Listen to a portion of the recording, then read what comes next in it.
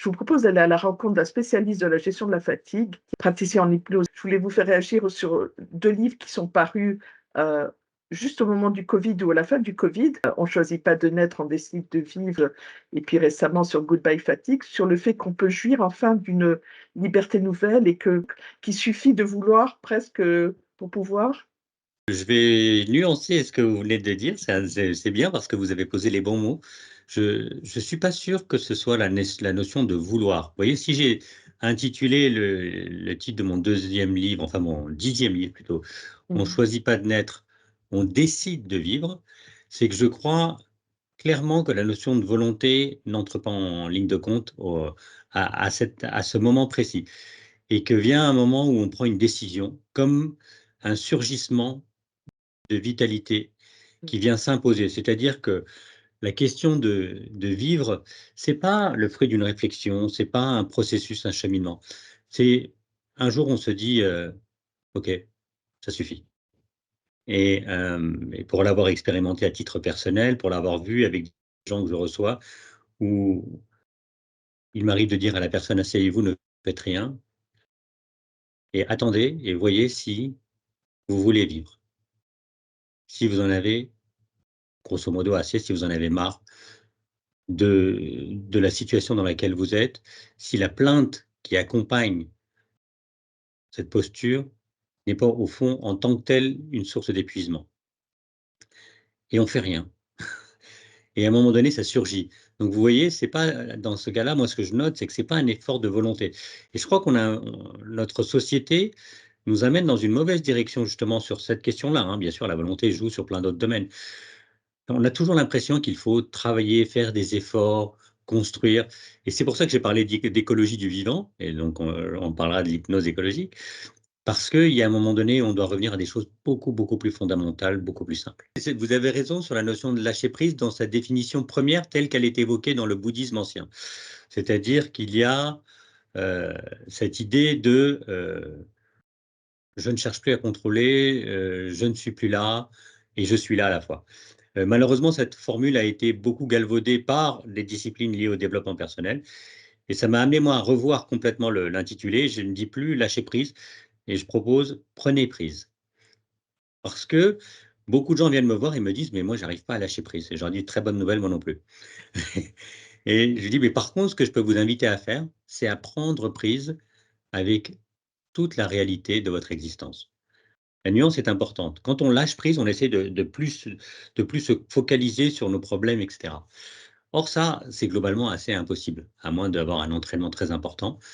Par contre, si je vous dis, où est-ce que vous êtes installé? À quoi ressemble votre pièce? Est-ce que vous ressentez votre fauteuil? Comment vous percevez la lumière, la température? Tout d'un coup, votre objet de focalisation va être dilué dans un environnement plus vaste. Donc là, vous prenez prise avec tout votre environnement. Donc il n'y a plus, encore une fois, d'effort. Vous voyez, on revient à cette notion de volonté, effort. Eh bien, s'il n'y a plus d'effort, vous prenez prise avec l'ensemble de votre réalité, donc vous prenez prise avec l'ensemble de votre vie. Et très souvent, en défocalisant, on parle de focalisation en hypnose, eh bien, quand vous défocalisez, eh bien, vous observez autre chose. Il y a certains pans de votre existence qui apparaissent et que vous avez inhibés, voire même fait disparaître complètement, trop pris par une plainte qui s'impose. Là, des choses peuvent surgir, jaillir. Le deuxième point que vous avez Mmh. soulevé, c'est notre relation à l'autre. C'est pour ça que j'ai donné, comme sous-titre à mon livre Goodbye Fatigue, l'art de ne plus subir sa fatigue et celle des autres.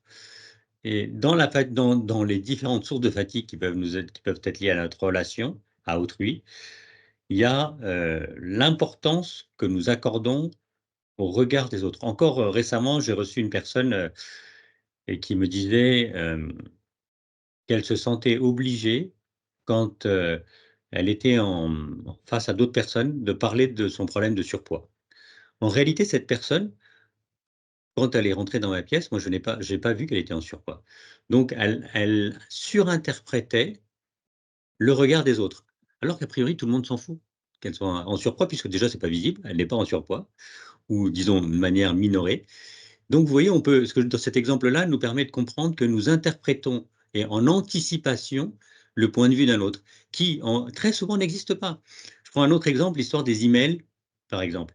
Quelqu'un vous envoie un mail, Vous lisez le mail, vous avez une montée de chaleur, une montée d'adrénaline, et vous dites, mais comment, etc. Vous répondez 5 lignes du tac au tac, incendie, Assassine. et puis l'autre vous répond, mais attends, mais c'est pas du tout ce que je voulais dire. Mm. Mais pendant ce temps-là, ça peut durer 2 heures, 3 heures, hein. Vous rentrez dans une spirale qui génère une quantité de fatigue démentielle. Donc, il faut être très vigilant sur l'interprétation, la surinterprétation, l'anticipation, d'une part, et d'autre part, je dirais, euh, pardon pour ma vulgarité temporaire, mais il faut radicalement se foutre du regard des autres. Je me souviens, moi, j'avais fait une vidéo à un moment donné qui avait fait des millions de vues pour une plateforme. Et évidemment, il y avait plus de 100 000 commentaires. Dans ces 100 000 commentaires, il y avait une partie qui était élogieuse et une autre partie qui était incendiaire pour qui il se prend. Ça. Mais la clé, c'est un peu d'ailleurs, c'est une démarche, encore une fois, qui nous est inspirée de l'Orient. L'Orient a cette métaphore qui est très belle, qui dit il faut vous imaginer comme sur une balançoire. La balançoire, elle bouge en arrière et en avant.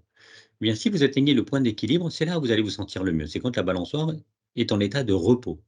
Eh bien, moi, ces commentaires, j'ai accordé la même importance aux commentaires élogieux et aux commentaires incendiaires, c'est-à-dire aucune. Je n'accorde aucune importance ni aux compliments, ni qui ne sont pas constructifs. Quand j'envoie mon texte de mon prochain livre à un éditeur qui lit, qui me fait des commentaires, je sais que cette personne est une personne qui vient pour m'aider à avancer sur un sujet. Donc, Mm. quand elle me dit ça va pas du tout, là, ton paragraphe, je comprends rien, évidemment, je me dis si elle me dit qu'elle ne comprend rien, c'est pour m'aider à améliorer les choses. Mais dans les déversoirs émotionnels qui ont lieu, par exemple, dans les réseaux sociaux, ou on parlait tout à l'heure, même dans des relations, hein. Une amie vient vous voir et vous dit qu'elle vous trouve X, Y, Z. Posez-lui la question de savoir comment elle va. Mm.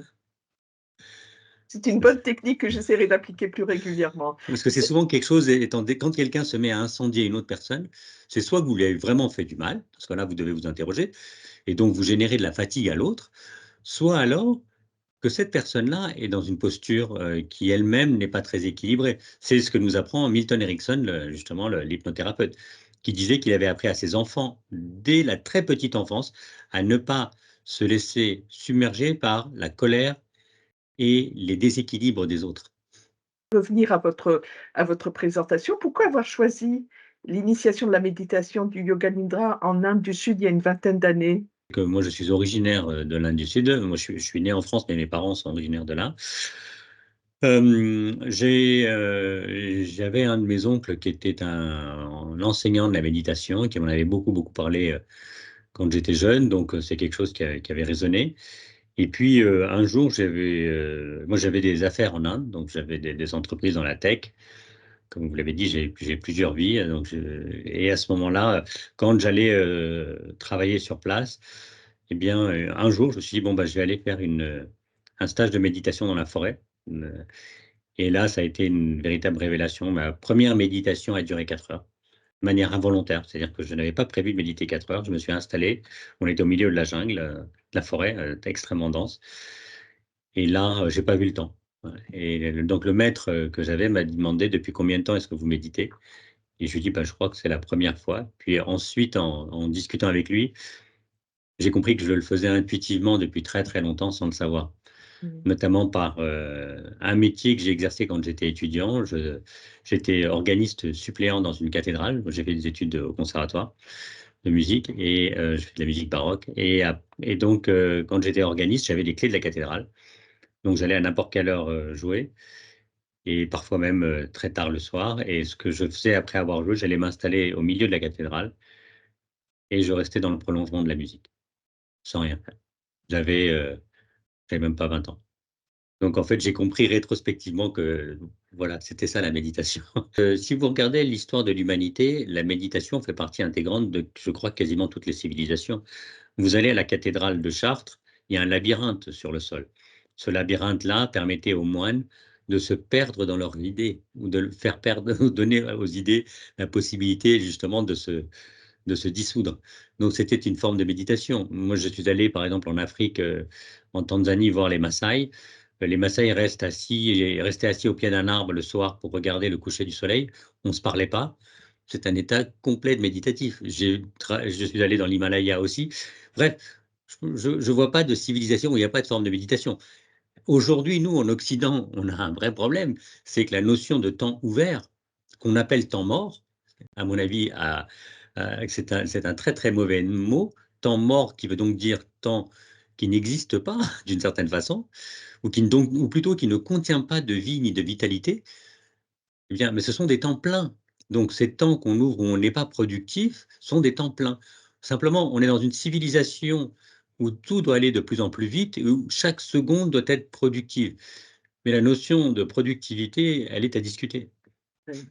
Elle est à dissocier en tout cas de l'efficacité. Parlez-nous de votre rencontre avec le philosophe et hypnothérapeute François Roustan, C'est des rencontres qu'on n'en fait pas beaucoup, ça, c'est j'imagine. certain.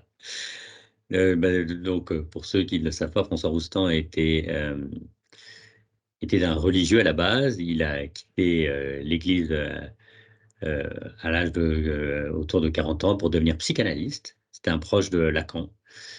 Et un jour, je fais la biographie ramassée là, et un jour, il était jésuite, voilà, au début, et un jour, il découvre l'hypnose, et c'est une révélation pour lui. Il se dit, mais euh, on peut prendre un vrai raccourci pour libérer un individu de sa propre plainte dans lequel il est enfermé.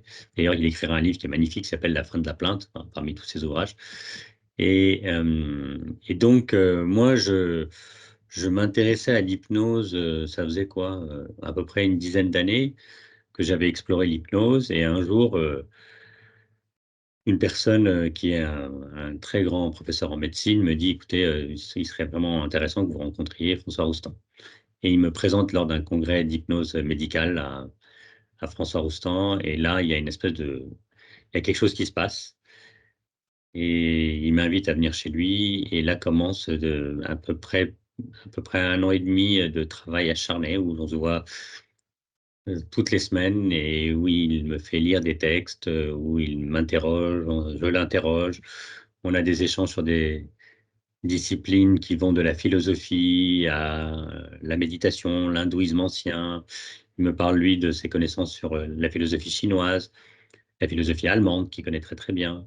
Et petit à petit, on arrive au jour où, en fait, on discute d'hypnose, mais il me dit, mais en fait, on a toujours parlé que d'hypnose jusqu'à maintenant. Et c'est là où j'ai commencé à comprendre que bon, bah, l'enseignement de l'hypnose par quelqu'un comme Roustan, ça n'a absolument rien à voir avec tout ce qui était transmis. C'était une manière atypique d'apprendre l'hypnose. Et puis après, c'est lui qui m'a poussé à recevoir. Et il m'a installé quasiment. Et en tout cas, il m'a accompagné. Et ensuite, j'ai eu vraiment le privilège d'être supervisé par lui pendant un long moment. Vous donnez beaucoup de conférences sur un sujet qui fait l'actualité de tous les médias, la fatigue chronique. Alors, est-elle réellement devenue le mal du siècle? Alors, je voudrais juste, pareil, vous avez vu que Je vous en j'accorde prie. beaucoup d'importance aux mots. La fatigue chronique est une forme de pathologie. On parle de syndrome de fatigue chronique. Donc, juste pour être précis, alors c'est une pathologie qui est reconnue comme telle dans certains pays, dans d'autres comme un syndrome plus psychologique. La question que vous me posez me semble être, est-ce que la fatigue dans tous ses états, dans toutes ses variations, est un mal de notre société? Est-ce que c'est... C'est exactement ça. Voilà.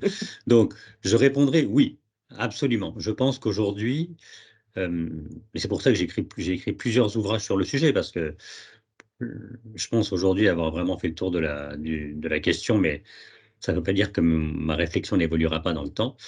Mais je crois que notre manière de vivre, notre position dans l'existence, premièrement, fait que nous sommes soumis à un grand nombre de sources de fatigue. Deuxièmement, nous sommes dans un monde, et c'est peu de le dire, qui est extrêmement agité et dont nous portons sur nos épaules quasiment la charge au quotidien. C'est-à-dire que je ne sais pas si le monde est pire qu'il l'a été au Moyen Âge. La seule chose que je peux vous dire, c'est que vous et moi, nous sommes au courant de tout ce qui se passe dans le moindre village de la planète. Mmh. Ce qui n'était pas le cas d'une personne au Moyen Âge. Donc, on est soumis à une tonne d'informations et rarement positives. Donc ce sont des sources de fatigue importantes que de vivre dans cet environnement-là, en conscience permanente de tout ce qui va mal partout à la fois. Donc il y a une dimension, j'allais dire, proche, plus large, sociétale, qui englobe le réchauffement climatique, les guerres, etc. Et il y a une troisième dimension qui est individuelle, qui est que nous vivons, j'en ai parlé tout à l'heure, dans un état d'agitation permanente parce que nous sommes liés à cette ultra-productivité qui guide notre existence. Mm. Et c'est là où j'ai parlé, moi, d'hypnose écologique parce que j'ai défini donc ces trois niveaux d'écologie, l'écologie de l'individu, l'écologie de son monde, de son entourage et l'écologie de la planète dans laquelle il vit. Si nous n'apprenons pas à agir sur ces trois niveaux pour gérer notre fatigue, pour gérer notre manière d'être dans notre existence, alors nous sommes que soumis à la fatigue. Et là, nous nous retrouvons, j'allais dire presque, à nous laisser entraîner dans une forme de déperdition où on perd le contrôle de son existence. La bonne nouvelle, c'est qu'on peut apprendre à gérer ses fatigues, à gérer sa position dans la vie, à revenir à des choses qui sont fondamentales. Renouer avec la nature, avec notre individualité comme personne qui fait d'abord partie d'un tout nous concernant. Nous sommes esprit, chair et pas seulement un cerveau. De reconsidérer cette écologie-là va nous permettre de changer complètement notre relation au monde et à nos plaintes qui peuvent parfois devenir envahissantes et nous plomber littéralement, voire nous amener à l'épuisement de l'existence ou l'épuisement physique. Oui, j'allais dire, on s'écoute pas assez. Il y a des expressions qui sont passées dans le langage populaire telles que en avoir plein le dos ou les bras m'en tombent, ce genre de choses qui font effectivement que si on ne sait plus s'écouter, on peut somatiser et là-dessus, il faut être vigilant. Vous avez raison, c'est-à-dire Mmh, que ces expressions, elles ont un sens. En avoir ensemble. plein le dos, ça dit clairement les choses, hein. On finit par aller chez l'ostéo, chez le kiné en permanence, Mmh, parce que justement, c'est pas parce qu'on a un problème musculo-squelettique, c'est parce que tout d'un coup, dans notre existence, le mouvement disparaît. D'abord le mouvement physique, littéralement, vous avez de plus en plus de gens passent leur journée entière assises sur une chaise. Et deuxièmement, il n'y a plus de mouvement aussi dans l'esprit. Tout se fige autour d'un certain nombre d'éléments. Et j'allais dire une dernière chose je t'en qui me prie. semble important de rappeler, c'est changer notre rapport à la temporalité. C'est-à-dire que le temps, on en fait ce qu'on veut. C'est quand lui devient maître de la situation que le problème commence à devenir critique. Et la deuxième chose, et qu'il y ait, c'est replacer du confort dans l'existence. Si vous reprenez possession de votre temps, si vous ouvrez des moments où vous vous installez confortablement, alors l'existence en tant que telle, la vôtre et peut-être même par ricochet, celle de votre entourage, et j'espère, si tout le monde s'y met un jour, progressivement celle du monde, peut changer littéralement.